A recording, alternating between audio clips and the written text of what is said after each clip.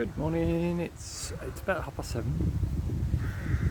There's a few bits of traffic around. It's Saturday morning. Yeah, Saturday the 17th. So it's 1 month, less a couple of days since I got hold of the allotment officially. Had a couple of rough days. There's lots of lorries and traffic about, so hopefully you can hear me right. And the sun keeps coming in and out, so I'll try to watch what happens with the video.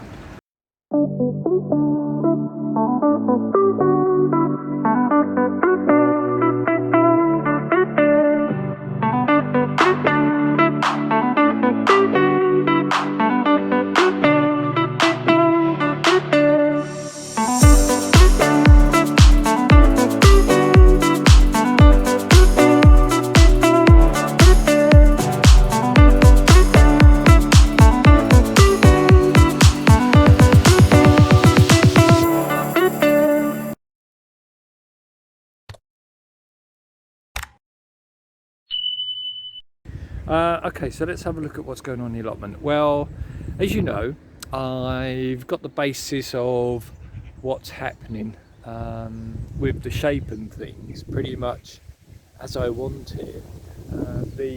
Let's swap you around. The brassica bed's covered. This is going to be my burn plot for a while. That's the burn piles.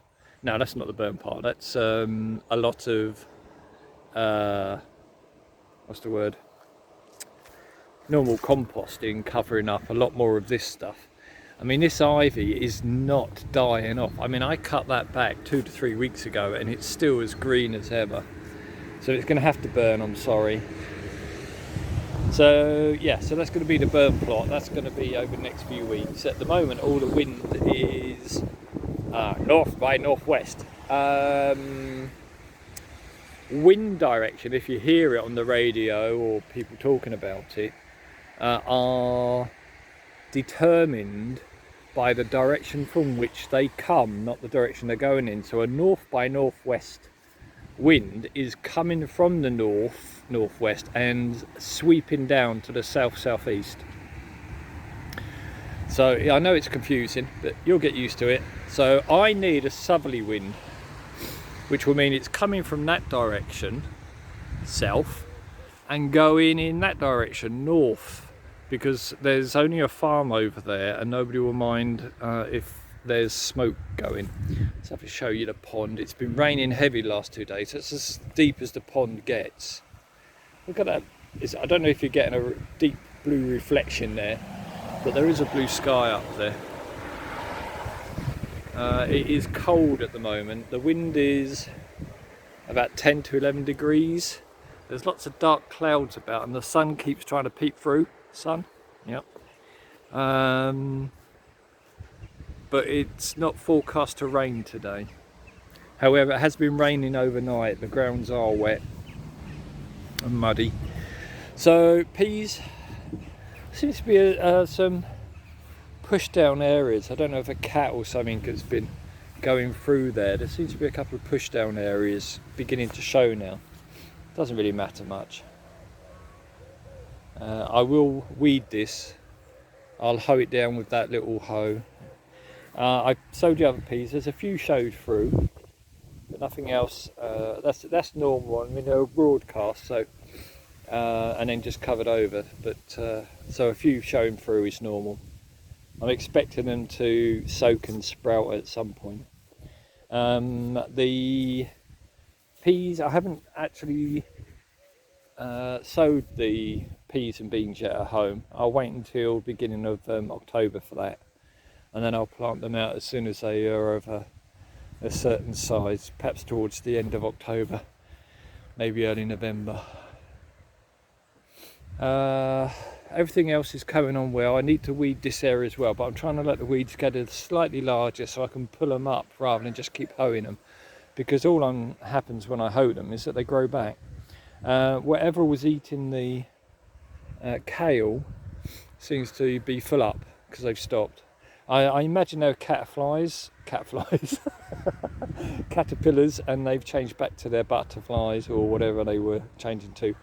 The donated spinach is taking hold and growing, as is some of the beetroot, which is brilliant. I don't know if those leeks will come to anything, but even as baby tender leeks, they're going to be delicious in a stir fry. I cut back on the all the dead leaves, or most of the dead leaves, on these things, and they're still looking as they're coming. They're still flowering, still got fruit coming. I mean, those have really done well in the last couple of days. And they are a solid yellow as opposed to those pale yellow ones. I wonder what the actual colour is when they're ready. Yeah, so I'll keep on digging that area up and making sure it's weed free. And now this is the area I'm concentrating on. This is going to be the wildflower beds, the spring flowering bulbs, and the actual flower garden. All of this will be flower garden, big curve around here. This will be wildflowers and spring bulbs. What I am very pleased of is, if you remember, I moved all of this ivy that was really thick. I mean, we're talking this type of thick. Let me show you. We're talking this type of thick, you know, absolutely ground cover thick.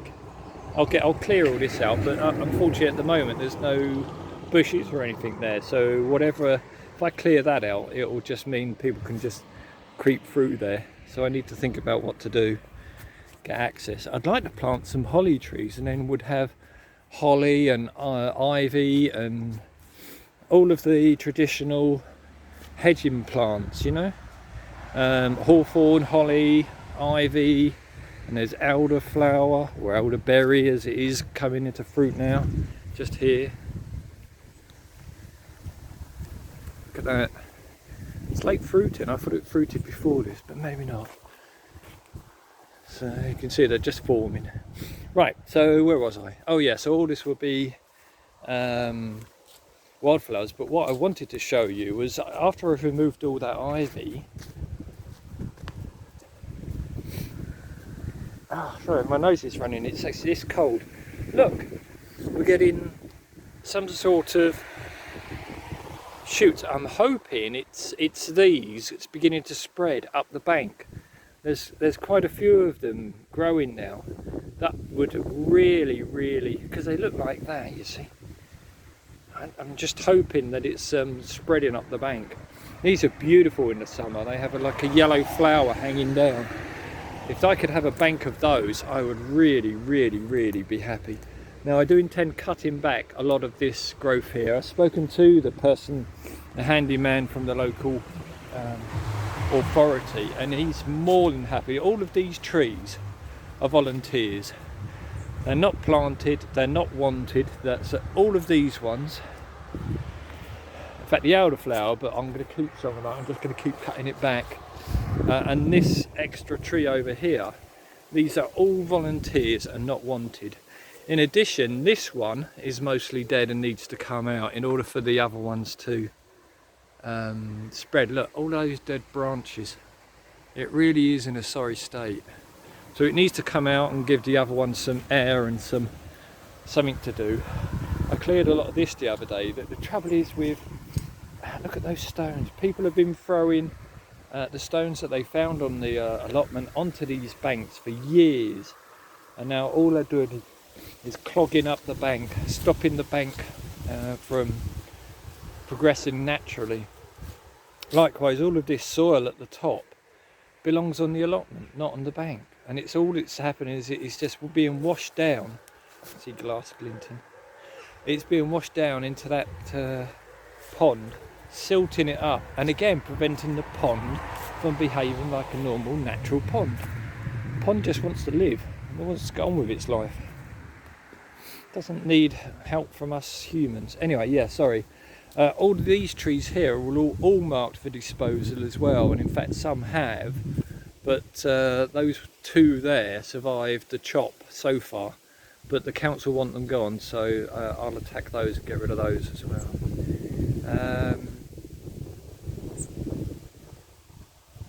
what I'll do is probably use the branches from those and just impale them in the ground and make a like a hawthorn fence, because all this is open as well. And again, this bank here again isn't a bank, it's just a compost pile. Can you hear that robin? Hello Robin, good morning. Oh, there he is. He loves me. He comes or hates me, one or the other. I'm sure he loves me because I keep on digging up the grass. Can you see him? Just there. Oh, there he is. He's definitely coming closer. There he is. He goes over there. Oh, look, my little baby. My little friend. Where's he gone? I missed him. There he is. Morning. If I had a better camera, I'd do a nice little close-up and stuff. What a shame. Right, so yeah. So that's the plan. So my plan today is to carry on just clearing this, leveling it, digging out the stones, getting rid of all of the bits and pieces, and then maybe later, oh, it's so cold at the moment, my hands are starting to turn blue, I need to put gloves on. Then maybe later on I'll pull out some of these weeds and cut back, but I'll definitely bring down the, what I call loppers, and cut these trees back. There's a couple there that I can't cut because they're too big, but I'll get a saw next month and I'll get rid of those. And I'll, all of these, you see, this one right at the base there, oop, that one there, that needs to go. No, that one needs to go. All of this stuff that's hanging down, that all needs to go. It's just this piece of the elderberry, that one root there that comes up here, that's all that I'm keeping, and then all the rest can go. Sorry little white flowers. What we will do though is put in other plants, berry plants and things that the birds can feed on in the autumn and winter.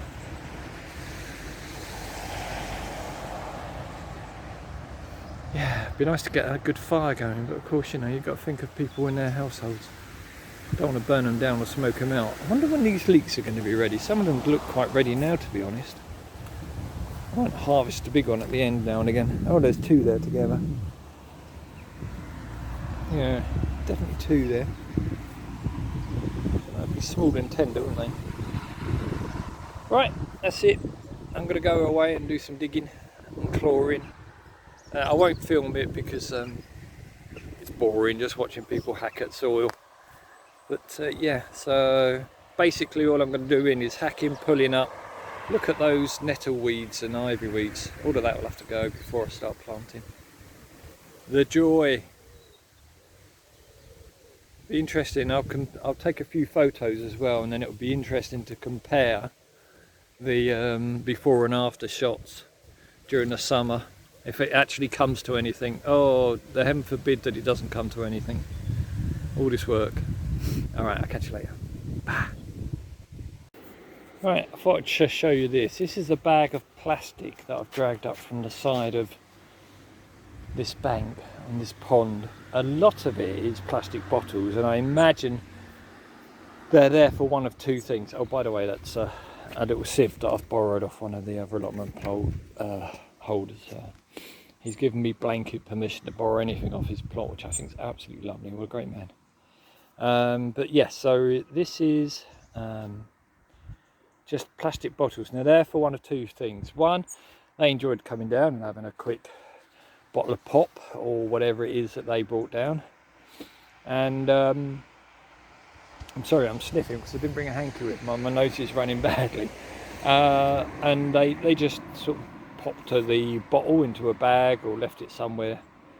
Or the other reason is they brought down all their small plastic bottles to pop over the top of canes as protection, of course.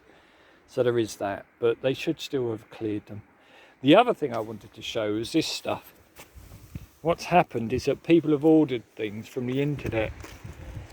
Might well have been plants, could have been pots or anything. They brought the boxes down and they've composted the cardboard which has disintegrated, but the actual packing tape is remaining. So people, please, if you're going to compost stuff, remove all of the tape, remove all the sticky labels, because they won't compost, they won't degrade, they won't disintegrate. They'll sit there in the soil for a long, long time. And this is one of my pet hates. This is one of my angry moments. Look, all of you that think life is wonderful, that's a tea bag. Now, there are a lot of companies now that are actually trying to change the way they work. Tea bags like this are made of viscous plastic.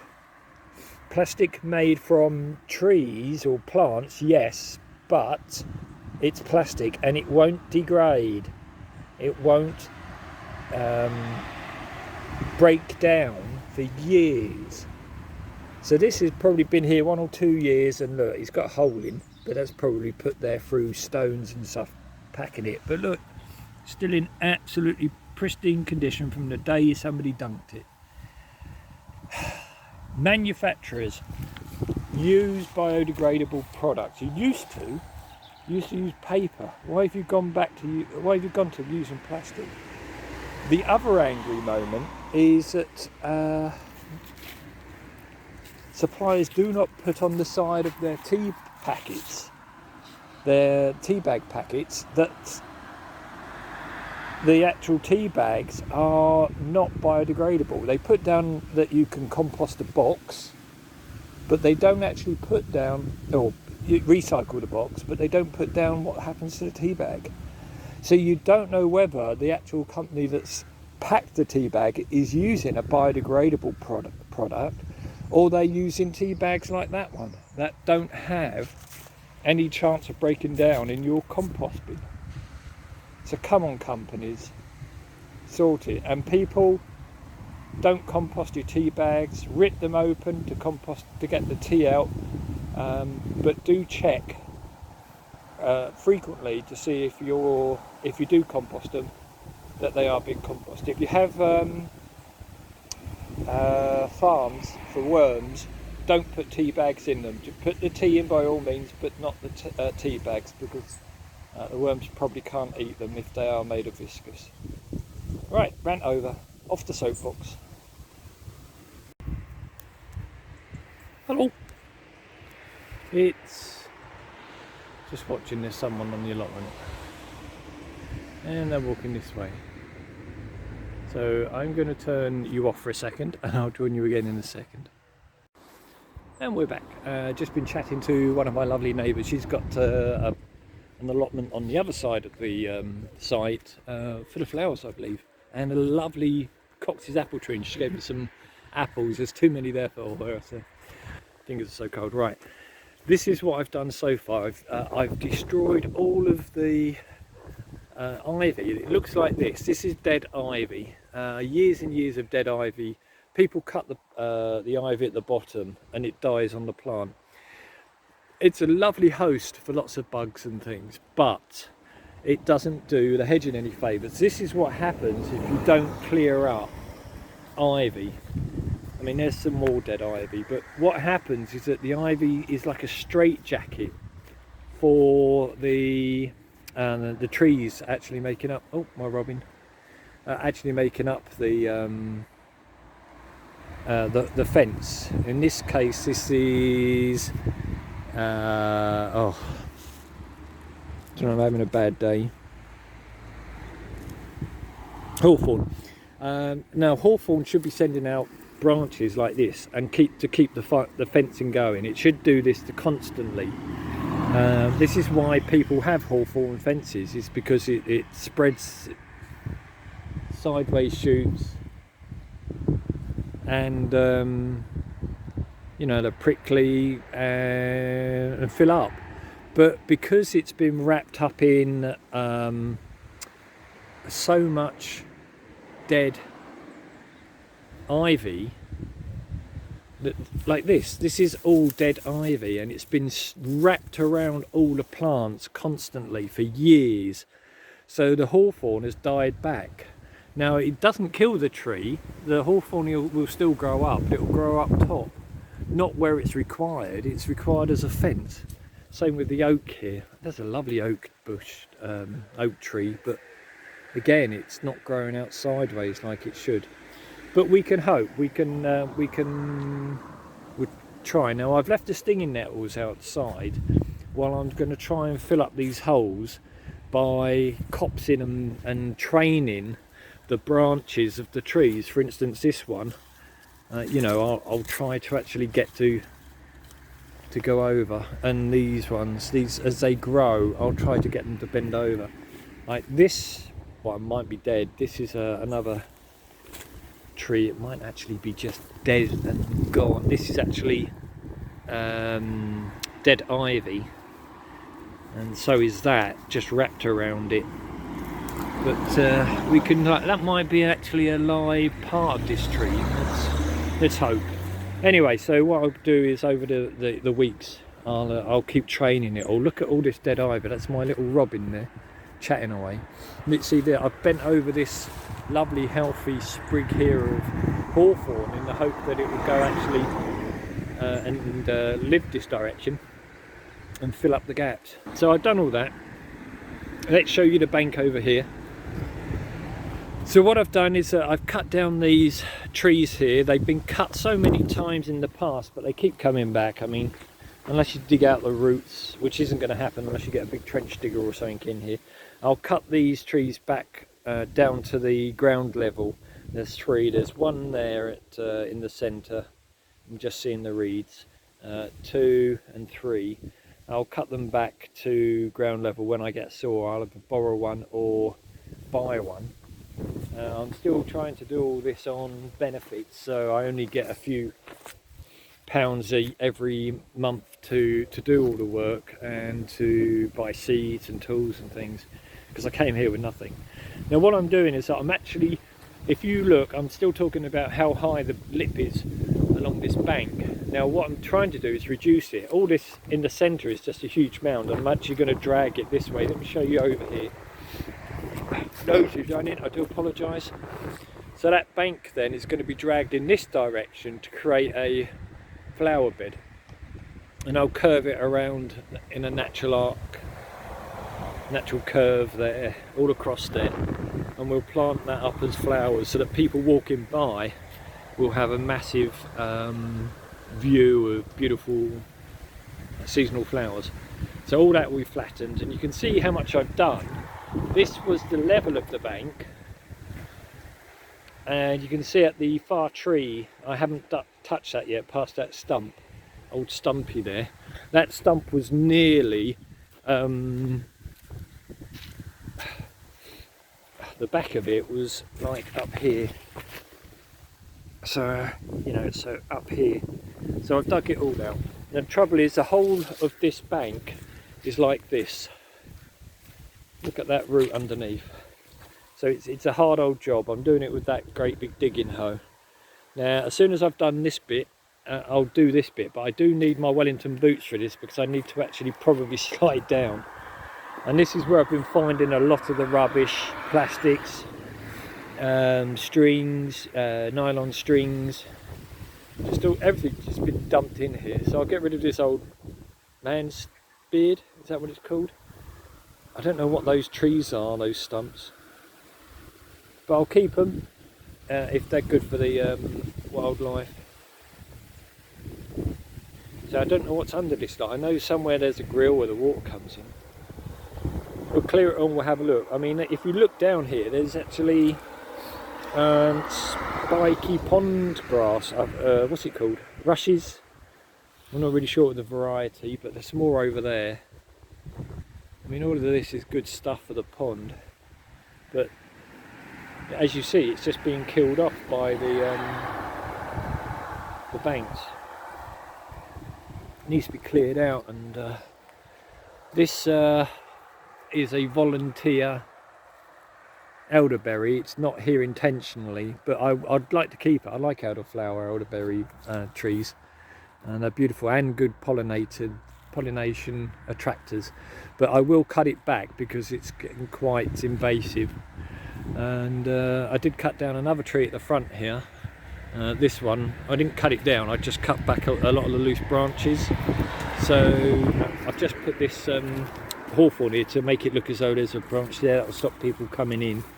This is actually just a cutting that I took from the other side. I did cut back the overhanging branches on this hawthorn because they were beginning to hang down into the people's faces as they walk past, and in fact some were actually reaching the road and overhanging the road. So now this is the troubling part. Let me just have you back here. Here's the crunch. I'm not supposed to be touching the hedges. The hedges and fences are under the jurisdiction of the actual local parish council who rent out these allotments. But the parish council, you know, it relies on income from the council tax each month to actually run itself. It doesn't have a fortune to spend on beautifying local water drainage ponds.